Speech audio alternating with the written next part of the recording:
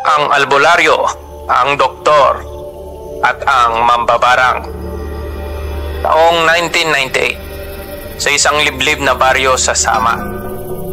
Karanasan ito ni Doktora Elena, isang batang doktor na naglalakbay kasama ang kanyang medical relief mission. Ang kanyang layunin, simple lang, magbigay ng medical na serbisyo sa mga walang access sa ospital, mga walang budget para sa gamot, at mga pasyenteng walang kakayahang magpagamot sa syudad. Ngunit sa kanyang pagdating, hindi niya alam na siya mismo ang magiging pasyente ng isang sakit na hindi kayang ipaliwanag ng medisina.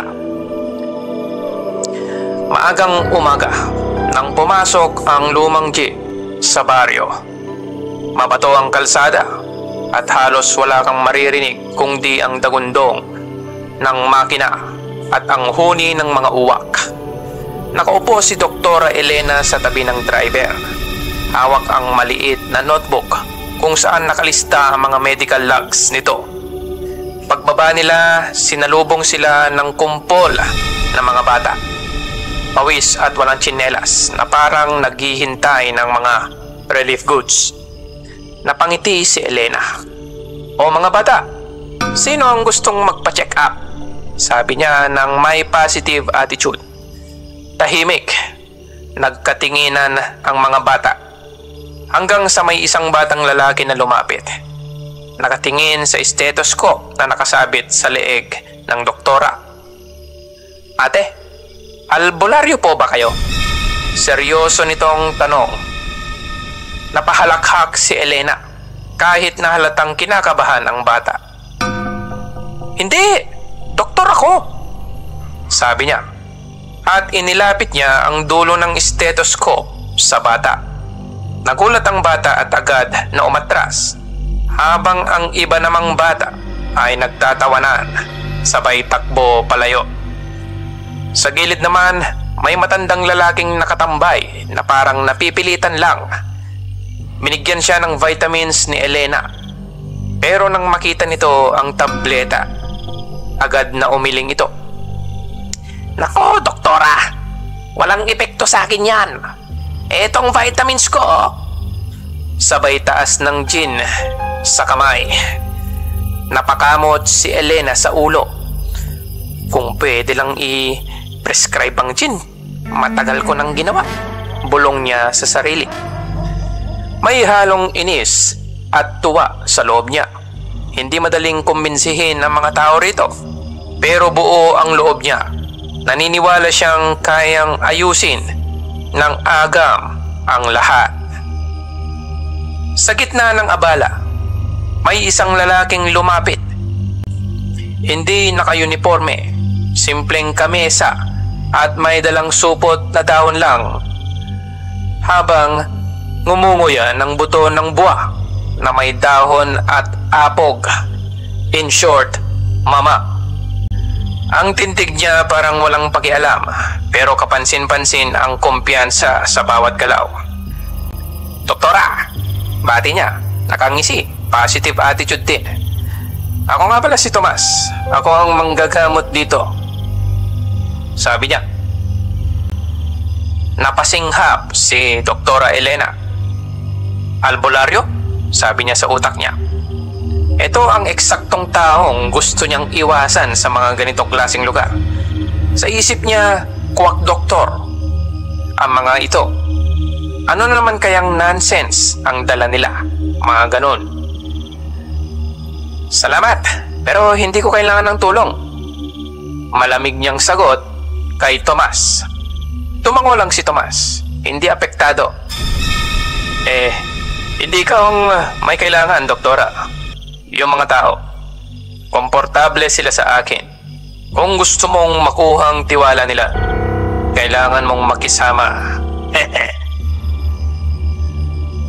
Hindi nagustuhan ni Elena ang tono niya, pero wala siyang panahon makipagtalo. Hanggang sa dumating ang isang pasyente, isang batang babae na may sugat sa paa. Nilinis ito ni Elena gamit ang betadine at nilagyan ng benda. Ngunit bago pa siya matapos, agad na nagsalita si Tomas at pumagitna. Tiniktik na dahon ng bayabas lang ang katapat niyan. Eto, tignan mo. Sabi niya na siguradong sigurado. Pinandilatan siya ni Elena.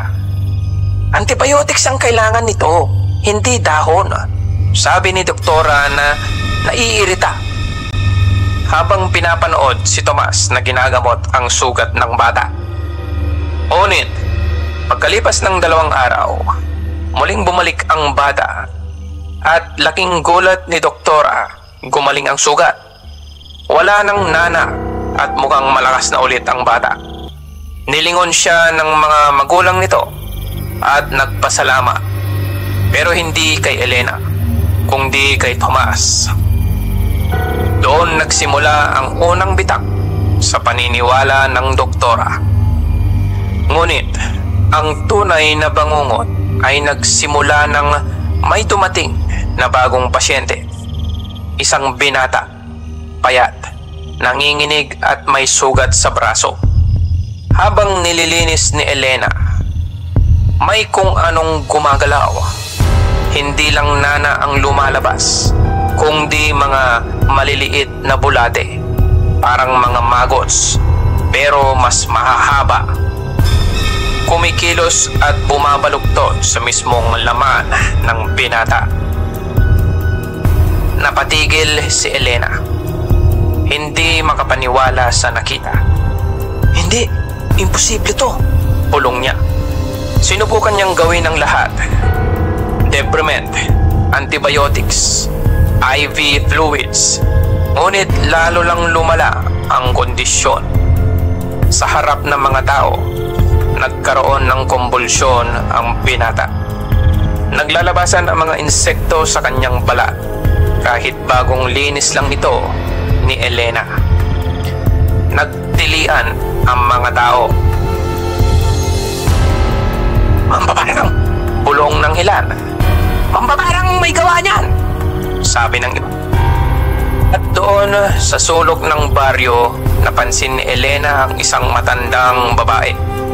Nakaupo lang, nakangisi, at may hawak na garapon. Sa loob ng garapon, mga lamang loob ng hayop, nakalubog sa maduming langis. Ang kanyang tingin nakatuon kay Elena mismo. Kinilabutan ang doktora. Ang weird kasi ng tingin niya. Mga sumunod na gabi, hindi na mapakali si Elena.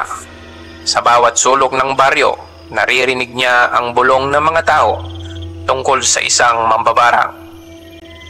At kung minsan sa kanyang pagtulog, pakiramdam niya may mga langaw na tumatabo sa kanyang balat.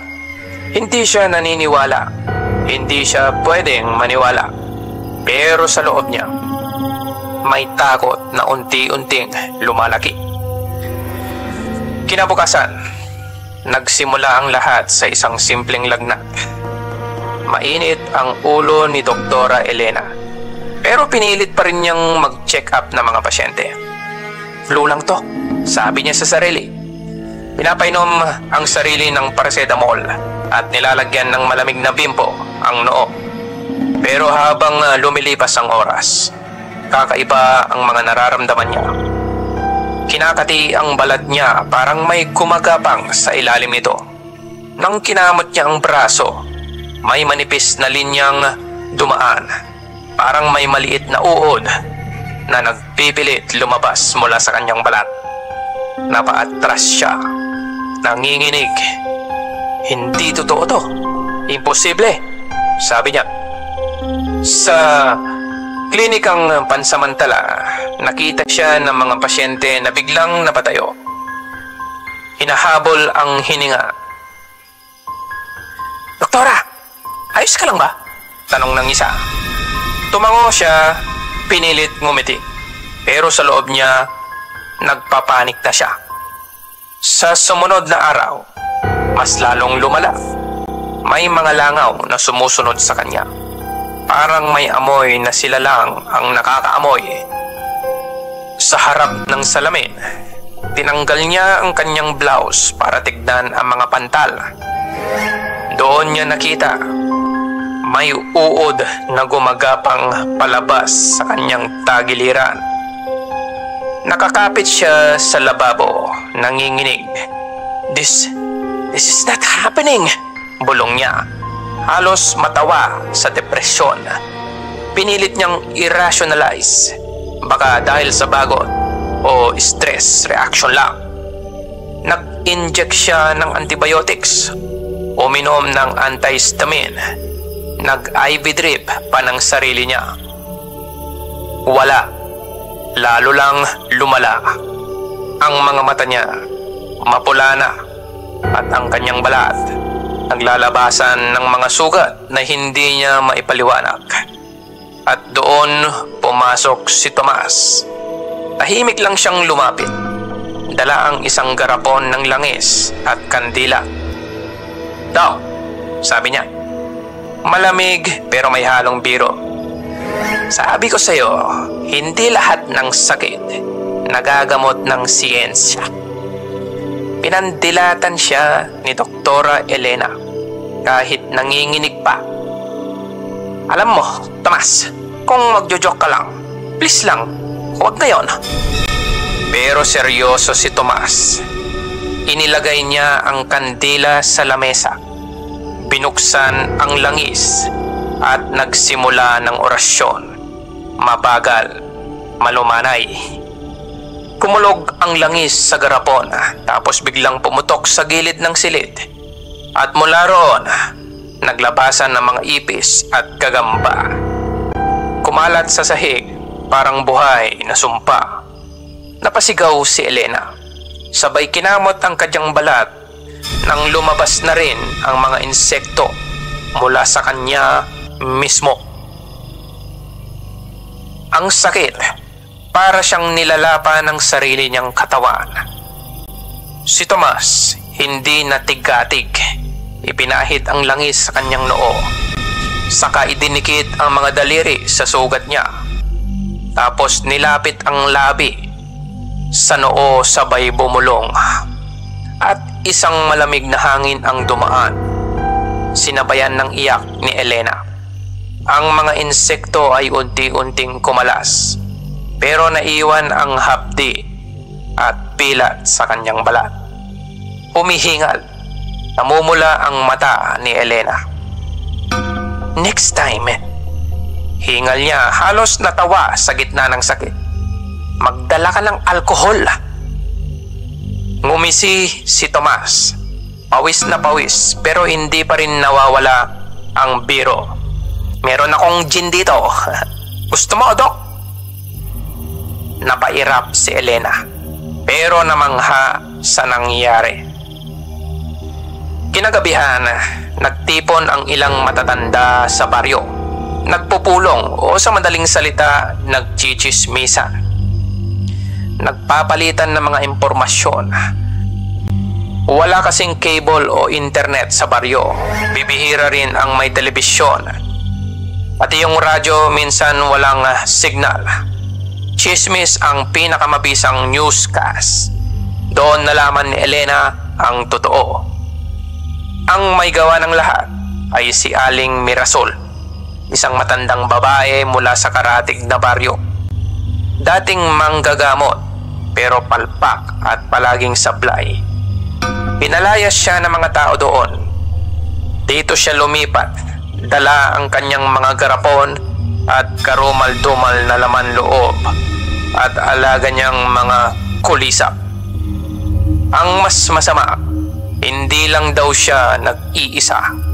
May kasama daw siyang aswang. Dahil ang mga iba sa mga biktima ng barang ay hindi namamatay sa sakit, kundi namamatay na parang nilapa ng hayop. May nawawalang lamang loob. Minsan hiwa-hiwalay ang kamay, paa, at minsan pugot ang ulo. Nanginginig si Elena sa narinig. Hindi siya makapaniwala. "Naniniwala ka ba sa mga sinasabi nila?" tanong niya kay Tomas. Tumango si Tomas. "Dok, Kaya bang i-explain ng science mo yung mga namamatay na gutay-gutay ang katawan? Wala namang tigre o leon dito sa amin. Sabi ni Tomas ng pabiro pero seryoso ang muka. Tahimik si Elena. Sa unang pagkakataon, hindi siya naghanap ng scientific explanation. Wala na. Sa harap ng lahat ng nakita, naramdaman niya.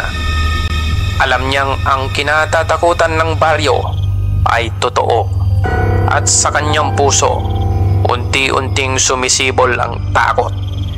Sa dulo ng gabing yon, bago siya tuluyang makatulog, may narinig siyang boses sa labas ng kanyang kubo. Isang paos na bulong, parang mula sa matandang babae. Doktora, umalis ka na dito. Sagabal ka sa mga plano ko eh. Napupuro natin yung negosyo ko. Sa dilim, may anino siyang nasilayan at isang pares ng mga mata. Mapupula, kumikislap. Tinitignan siya sabay naglaho. Kinabahan si Elena. Hindi niya alam kung gising pa siya o nananaginip lang. Hindi na mapakali si Doktora Elena matapos ang gabing yon. Ang mga mata na nakita niya sa dilim, hindi niya makalimutan. Kaya nang sumunod na araw, hinanap niya agad si Tomas. Nakita niya itong nakaupo sa ilalim ng puno ng mangga, parang walang iniintindi. Ngumunguya ulit ng mama. Nag-aayos lang ng mga dahon at ugat ng halaman. Tomas! Tawag niya. May kaba sa boses. Hindi ko alam kung nananaginip ako. Pero parang may dumalaw sa akin kagabi. May mapupulang mata. Sabi niya na may ekspresyon na natatakot. Tumango si Tomas at sa unang pagkakataon, nawala ang kanyang nakasanayang biro. Relax ka lang, Dok. Akong bahala. Hindi ka gagalawin ng mga yan hanggat nandito ako. Napakunot lang ang noo ni Doktora Elena sa narinig pero naniniwala sa mga sinasabi ni Tomas. Magsasalita na sana si Elena kasi medyo skeptical pa siya. Pero mula sa loob ng bulsa ni Tomas, inilabas niya ang isang anting-anting. Isang bilog na bato. May ukit ng mata sa gitna. Nakabalot sa tansong lumang balangkas. Pinahawak niya ito kay Elena. Yan, ang mutya ng mata ng dilim. Hindi basta bato yan. Yan ang paningin ko sa hindi nakikita. Proteksyon, laban sa barang, at panandali ang bulag sa mga halimaw kapag ginamit. Nanginginig ang daliri ni Doktora Elena nang hawakan niya ito. Palaging malamig ang bato. Parang may sariling buhay. Tomas, ano ka ba talaga? Akala ko albularyo ka. Ngumiti si Tomas, pero mapait ng ngiti. Hindi lang ako albularyo. Isa rin akong manggagaway. Sideline ko lang yung pagiging albularyo, kung tutuusin. Ako, matagal ko ng kalaban ng mga tulad ni Mirasol at yung halimaw na kasama niya. Napatibok ng kakaibang tiwala sa dibdib si Elena sa narinig. Hindi na siya nagtanong kung totoo. Hindi na siya nagtanong kung totoo ba o hindi. Dahil kitang-kita niya sa mukha ni Tomas na hindi ito nagbibiro. Kinagabihan, nagtipon ang buong baryo. Masyado na kasing madaming biktima. Nagplaplano na silang tugisin si Aling Mirasol at ang aswang. Ang mga lalaki, armado ng bolo at tabas.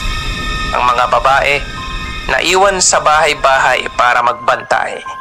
Si Elena, abala sa medical station sa gitna ng kapilya. Habang si Tomas naman, naghahanda ng langis, orasyon at ang kanyang kamagong na arnis na may ukit ng baybayin. Mas gusto ko sanang gawin ito ng mag-isa. Pero kung hindi kayo papapigil, magdoble ingat na lang kayo lahat. Malamig na saad nito sa mga tao. Nagkalat ang mga tao sa pagkahanap. Pero bago pa man sila malapit sa kuta ni Mirasol, naramdaman na nila ang pagdating ng dilim. Ang hangin, bumigat. Ang mga kuliglig, natahimik. At mula sa isang bubong ng bahay, may kumalabog. Isang nilalang na malaki at mabalahibo, parang asong tao. Pulang-pula ang mga mata. Gumagaralgal, parang gutom na gutom. "Aswang!" sigaw ng isa sa mga taga-baryo, sabay hawak ng krus. Walang pasabi, lumundag ang halimaw. Dinakma ang isa sa mga lalaki at agad na kinagat ang kanyang leeg. Napasigaw ang mga tao. Nagkagulo. "Depensa! Depensa!" sigaw ni Tomas. Inilabas ang anting-anting. Pinikit ang mga mata at binigkas ang orasyon. Sandali lang at ang aswang ay napaatras. Kinakamot ang mga mata na parang bang nabulag. Tumama ito sa lupa, umalulong bago muling bumangon para umatake. Si Elena naman kasama ang mga biktima ng mga barang. Pilit ginagamot kahit nanginginig ang kamay. Tila bang sumasabay ang kaba niya sa bawat sigaw sa labas. Sa kalagitnaan ng laban, napasigaw si Tomas. Tumilapon ito sa isang bahay. Tapos noon, tahimik lang. Akala nila patay na si Tomas matapos siya mapuruhan ng aswang. Pero nakita siya ni Elena. Gumagapang ito pabalik. Tuguan, ngunit buhay. Habang binabalutan ang mga sugat sa sulok ng punit na damit, hindi nawawala ang determinasyon. Ang aswang, akala patay na si Tomas. Binaling ang atensyon sa mga tao na natatakot pero lumalaban naman sila. Isa-isa niyang inatake ang mga lalaking pumapalag. "Ina mong aswang ka! Di pa tayo tapos!" sigaw ni Tomas sabay bangon. Muling sinugod ng aswang si Tomas at doon nagsimula ang brutal na labanan.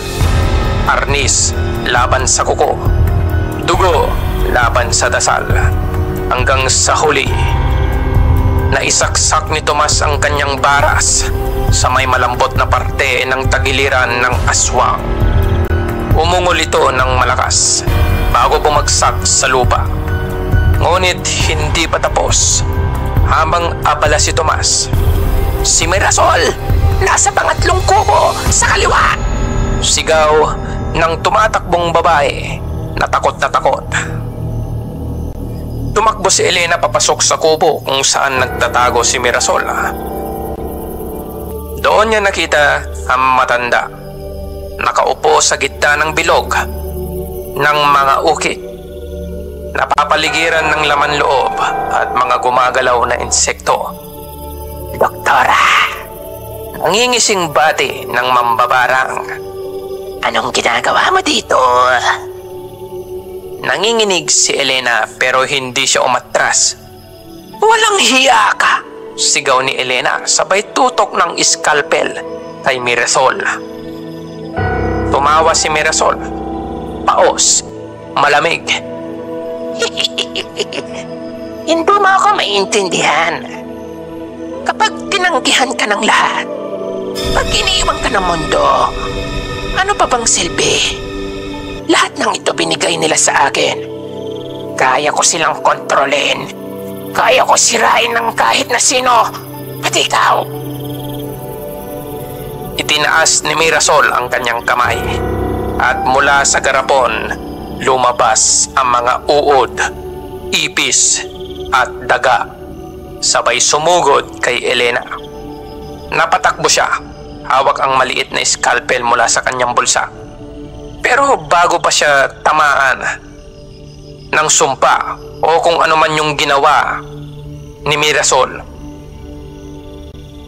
dumating si Tomas, sugatan, halos hindi na makatayo. Pambihira!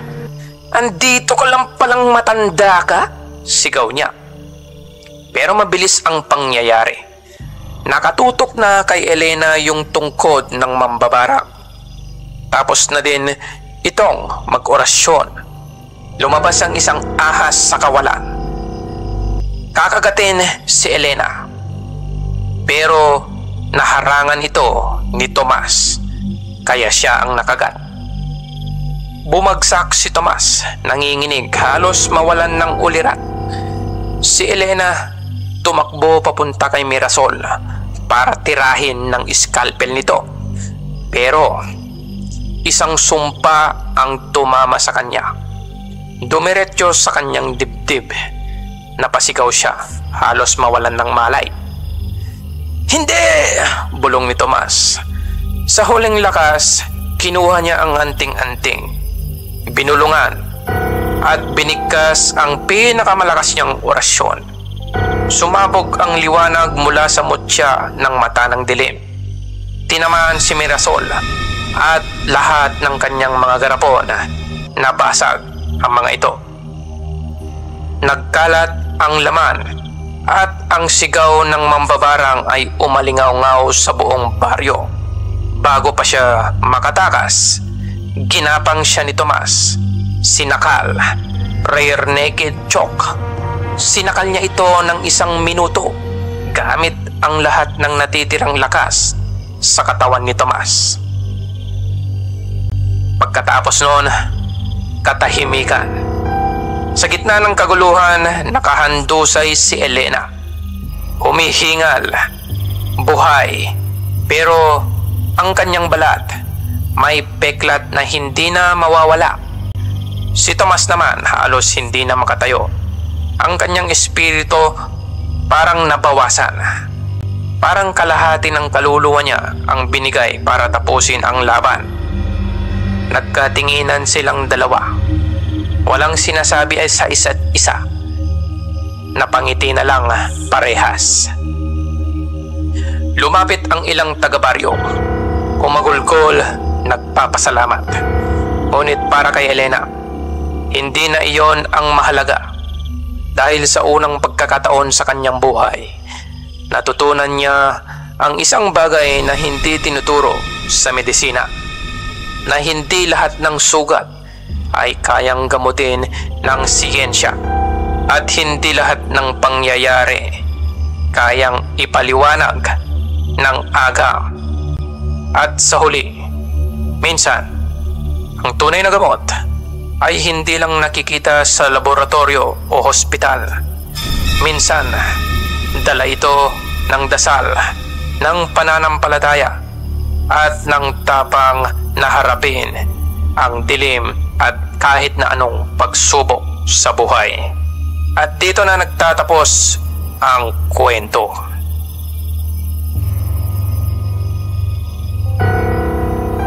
Napaka-interesting ng kwento, no? Ang albularyo at ang doktor. Isang pagsasanib ng agam at hiwaga. Laban ng modernong medisina at sinaunang kaalaman. Isang kwento ng takot at serbisyong walang kapalit.